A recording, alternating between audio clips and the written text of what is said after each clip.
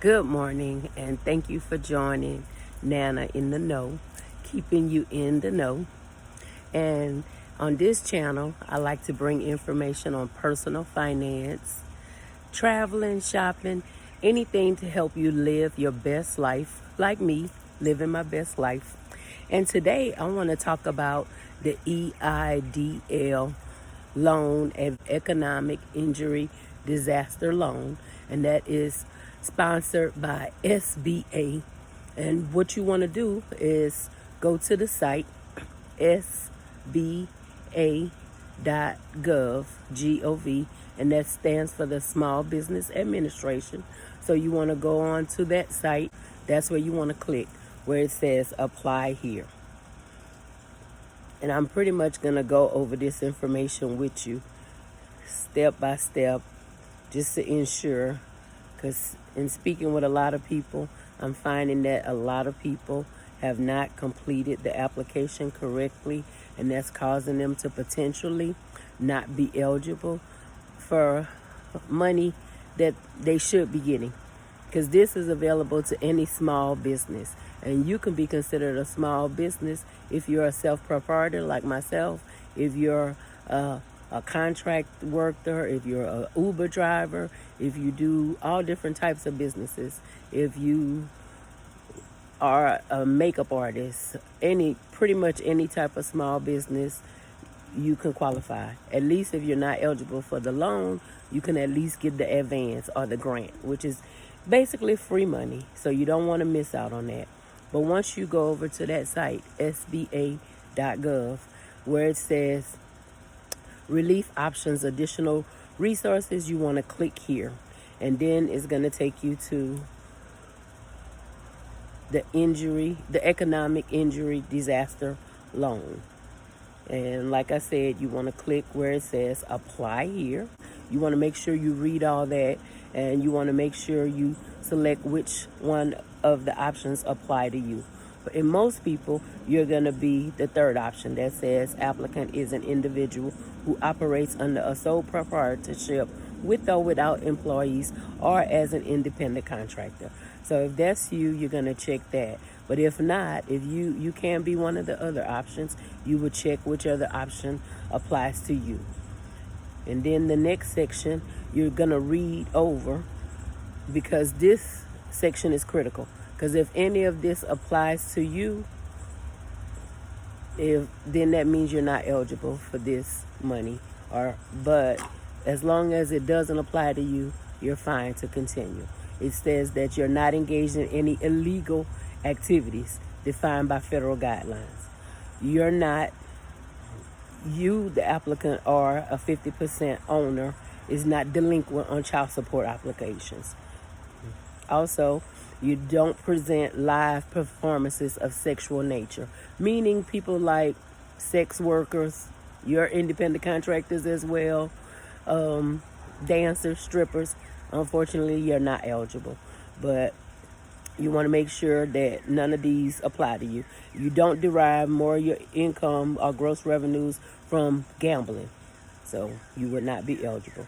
The next one states that you're not engaging in lobbying. You're not a lobbyist, and that you're not a state, a local, or a municipal government entity, nor a member of Congress. Then you're going to select continue, and it takes you on to providing the business information. And this question, the first question, business legal name, that's critical, because you want to make sure you're listing the information according to your bank account. Even though you may have a separate business name, if that is not how your bank account is indicated, you don't want to list that there. You want to list your name if that's how your bank account appears, in your name. So you're going to go ahead and list that. That's where you can indicate your business name. If you go by Sue's Lawn Care, you could put it there.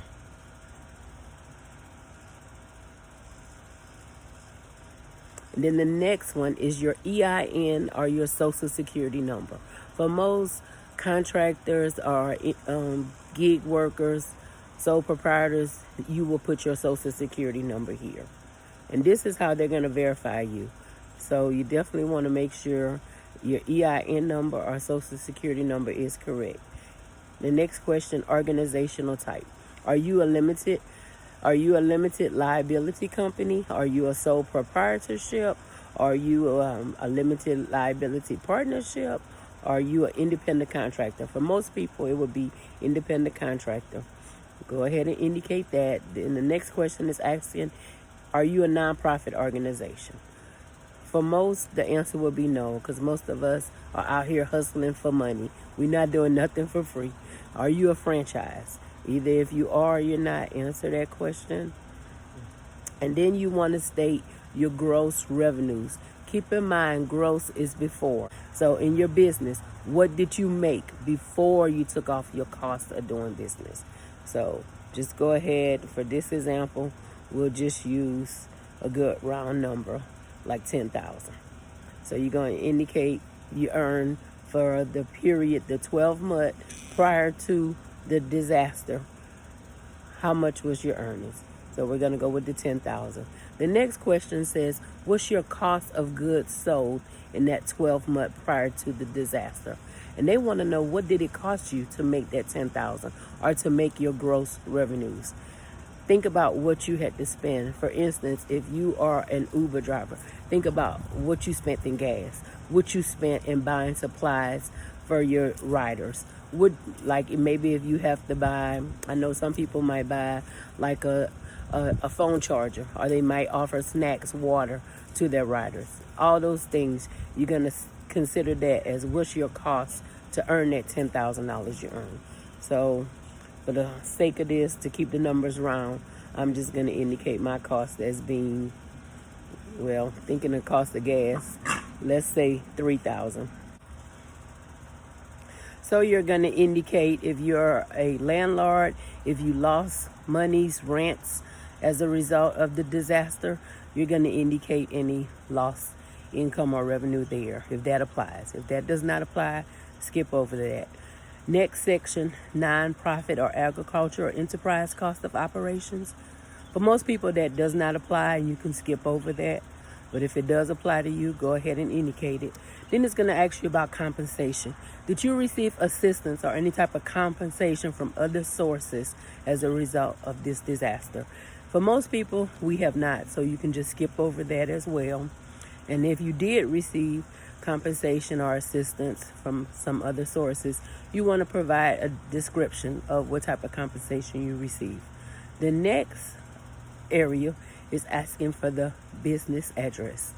If you don't have a separate business address, as some businesses do, just indicate your own personal residential address. It cannot be a P.O. box. It has to be a physical, actual address. Then you want to list the county that that business is located in. You want to go ahead and provide the telephone number for the business. If you have any alternate business phone number, a business fax, a business email, indicate that. If you don't have a separate business email, list your personal email, especially for independent contractors, sole proprietors, gig workers, Uber drivers, those type individuals. List your own personal email. Then the next question, which is very important, you want to make sure you indicate the date the business was established. If your date was this year, 2020, you're not going to be eligible for these grant monies. They're looking at a loss that was caused by the disaster. So you can't establish a loss for the disaster if you didn't have any earnings or any profits prior to the disaster. So that what date you established and started your business, you need to go ahead and indicate that. Next question is asking about the current ownership since. And if you've owned your business the entire time, those two dates will be the same. But if you purchased this business from someone else or took over this business from someone else, then you might have a different date there. Is business activity, and that provides a drop-down box, starting with things like automotive repair, business services, communications, constructors, contractors, drinking, fall under insurance. It's a whole list. Find whatever your business falls under. Transportation, if you're an Uber driver, go ahead, indicate that, and you're going to select what your business activity is. Then you're going to provide a more detailed description of your business activity. in the next drop down section. Also important that you complete that. The next one, very important, number of employees, and that's as of this year, as of January. What's your number of employees? And you want to go ahead and make sure you're counting yourself as an employee and any other person that fits the description of an employee for you. And two, on the advance, that's going to be based on the number of employees you have. So if you have one employee yourself, you're going to get the advance of $1,000. If you have 5 employees, you're going to get the advance of $5,000. So go ahead and indicate that number there, and you're going to select the next, and we're going to move to the next page.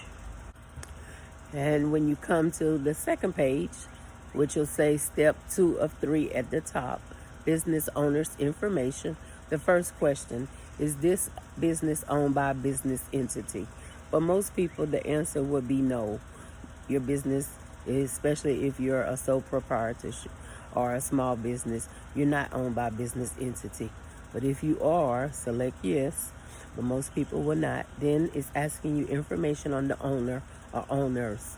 And keep in mind, with filling out this application, you are applying for a loan with SBA. In order to get the free money or the advance, you have to apply for the loan. And you can potentially get the advance, the free money, and not be approved for the loan. But for most people, that's fine. Yeah. Something is better than nothing. Some people would like both, the advance as well as the loan. Okay, but go ahead and indicate the owner information. And this is where you're going to be providing your date of birth, your citizenship, your address, your email, your percent of ownership. If it's only you that owns the business, that will be 100. But if you have a partnership or you're in business with your partner or your spouse, maybe that number would be different, 50%. But go ahead and indicate your circumstances, what it is for you, and indicate your legal name. Keep in mind, they are going to verify that information. You want to put your email address,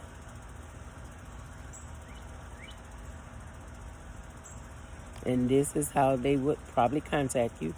So you want to make sure you're providing a good, valid information that they can reach out to you. Then you're going to put your social. And like I said, keep in mind, they will be doing a credit check on you. Once you've completed all your information, including your social, your date of birth, your place of birth, your citizenship, your residential address, then it gives you the option to add an additional owner and provide the same information on that additional owner. Then you're moving forward to step 3 of 3. And it's asking you, make sure you read these questions and understand them correctly, because some of these questions can cause you to be ineligible or to be denied. The first one says, in the past year, has the business or an owner been convicted of a felony committed in connection with a riot or civil disorder or other declared disaster? Yes, no, does that apply to you? And then, are you presently subject to an indictment, criminal information, any type of formal criminal charges? Does that apply to you? The next section, you're going to indicate, did anyone assist you and receive a fee for assisting you in completing this form? If that's your situation, go ahead and indicate that information there.